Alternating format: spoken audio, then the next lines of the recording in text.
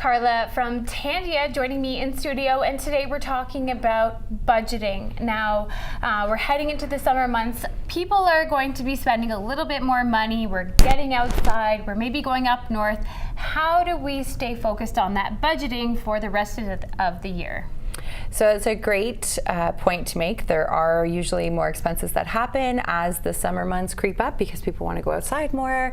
There's a lot more things to do. So some great strategies are to focus on what you're actually spending. So kind of taking an inventory of all your expenses, whether it is utility bills, extra spending, gifts if you know you're going to have events over the summer. Take an inventory prior to these events happening.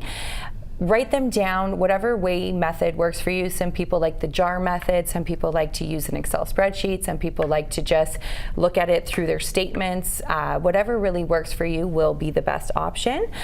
Then you're gonna take all your income sources and compare. So you're either gonna have a positive number or a negative number. So positive is always great because that means you have a little bit of extra money. But if you do have a negative number, pay attention to what are some of the expenses that maybe you can adjust. Maybe there's a little bit more of the wants versus some of the needs that you need to make sure you're allotting some funds for.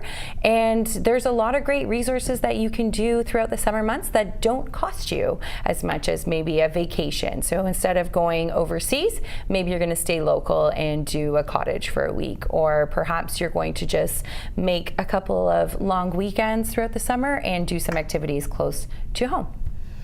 Now, for some people out there, they might be thinking, well, I've never done this. I've never budgeted. Or you're used to getting in the flow of just spending and watching on occasion the final numbers at the end of the month, rather.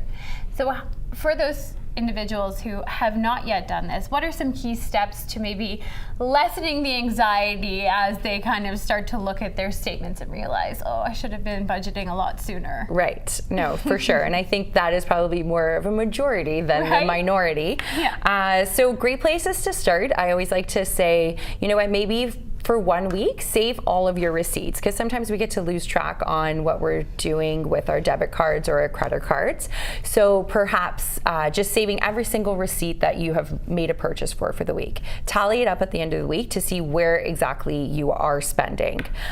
Sometimes it highlights, I myself have done that, or taken out cash and thought, oh my goodness, it's gone super quick and I don't even know where it's going. Mm-hmm. So that could be one strategy. Seek out a financial advisor within your local financial institution and have them go through your account with you to see also where you are spending.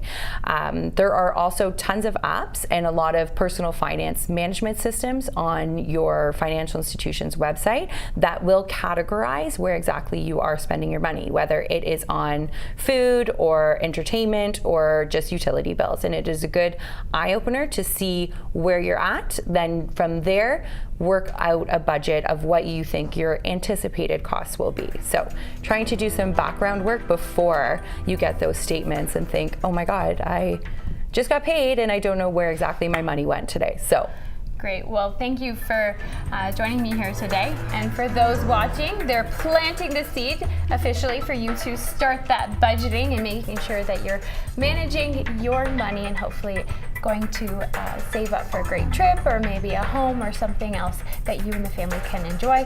For more information or to learn more, you can go to tandia.com, and you can also contact them on their social media feeds on Instagram, Facebook, and Twitter.